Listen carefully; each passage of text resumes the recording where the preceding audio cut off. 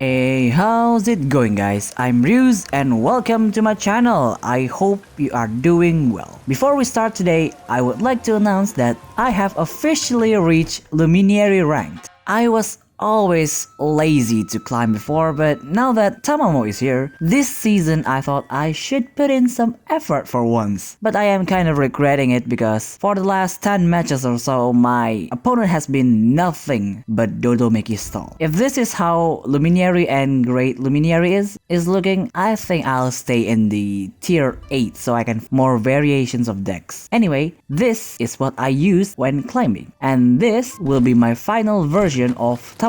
So let's jump into the deck rundown, shall we? The deck ratio is pretty much the same as last time, but I switch out Karasu Tengu with Onigiri because he does more things. So I'm just going to explain the things that I changed. First, I swapped out Taishakuten SSR with his Evolve instead because we don't really use that much targeting spells. For Onigiri, it's the standard cards. We're bringing 2 Evolve for the direct attack combat cards and the slash stacking. If you want to use Onigiri but don't have the SSR, you can just bring the combat card and it will still work fine. For Tamamo, the level 1 spell is completely up to you, but bring at least 3. Then we have 2 Blazing Snow. That card is still really good and can almost defeat any Shikigami in the opponent combat zone. 1 Evolve for the auto spell activation at the end phase, and the SSR will make your life easier. If you don't have the SSR, you can just bring the prayer form instead. Well, I mean, that's about it for the changes that I made. Moving on with the replays. Our first battle is up against this updated Warrior Soul. I've been seeing a lot of Warrior Soul lately, and it is surprisingly really powerful. I got caught off guard once and got smacked for 10 damage, so let's be careful this time. We get the first turn. Most of the time we want to start with either Taishakuten or Onigiri. This time we start with Taishakuten, then activate Do Good Deeds on Warrior Soul and pass. On their turn, of course, they will start with Chin, then they activate Harakiri to kill their Warrior Soul and attack directly and pass. On our turn, Taishakuten attach Lotus to Chin, then we attack directly with Kanihime and pass. On their turn, they activate Revelation to Onigiri, ruining our setup, then attack directly with Warrior Soul and pass. On our turn, we're just going to attack directly with Kanihime and pass. I have to save the cards so that we can deal with what they got in mid-game. On their turn, they evolve Chin, then attack directly with Warrior Soul, dealing 7 damage. That definitely hurts, but we can still recover from this. On our turn, we put Now This Is Exciting on Kanihime, then attack directly, dealing 6 damage. And because Warrior Soul revived next turn, they have no choice other than to ram it into Kanihime. On their turn, they evolve Itsumade, then as we predicted, Warrior Soul will kill himself and pass.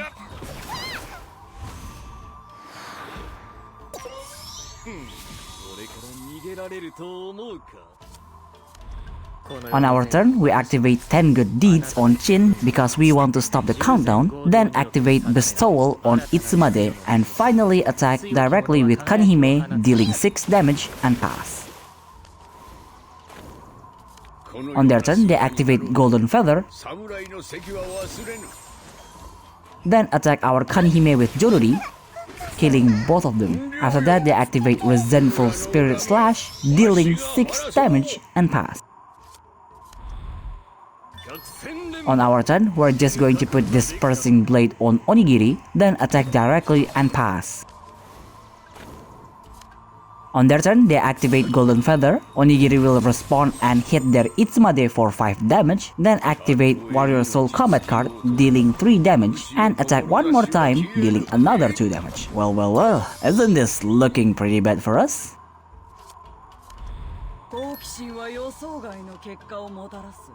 On our turn, we switch our slash to Master Slash, then attack directly with Onigiri, dealing 2 damage. After that, we put the Holy King on Taishakuten, and that will kill Itsumade at the end phase.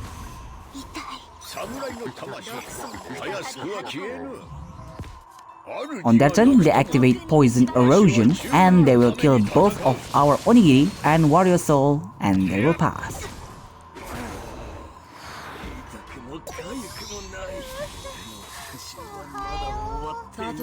And this is why we save Kanihime cards. We activate Pincer Hammer 2 times and the extra damage will hit their life and we win the game.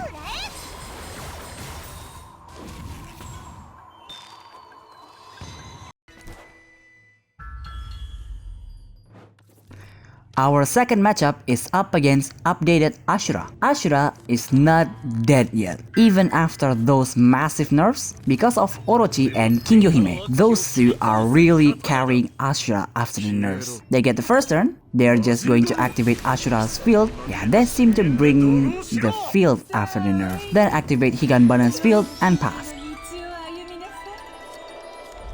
On our turn, we attack directly with Onigiri, then put the Holy King on Taishakten. That will attach Lotus to Higanbana. That's actually perfect, since Higanbana will be staying back most of the time. On their turn, they activate Impure Power on Ashura, and he didn't die? Oh, I see, so that's what they use the field for. That's actually really clever. Then they attack directly, dealing 5 damage and pass. On our turn, we activate the Falling, dealing 4 damage, split, and pass. At end turn, Higanbana will die.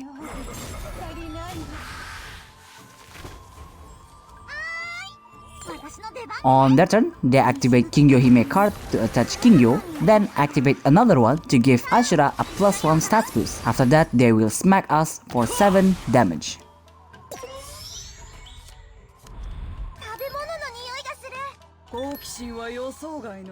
On our turn, we activate Blazing Snow that will kill Ashura and deal 5 damage to their life. Taishakten will attach Lotus to Orochi. And we attack directly with Kanihime and pass. On their turn, they activate Divine Flames of Wrath, killing our Kanihime.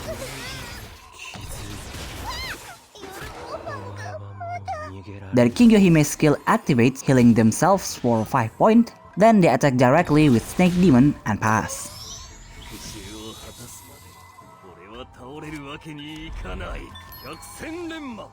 On our turn, we activate another Blazing Snow, killing their Snake Demon and deal another 5 damage to their life.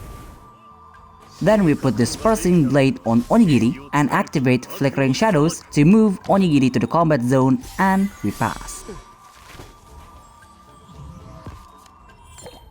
On their turn, they attack with Snake Demon to bait our slash effect, then activate Crumbling Abyss to revive Ashura and almost killing our Onigiri.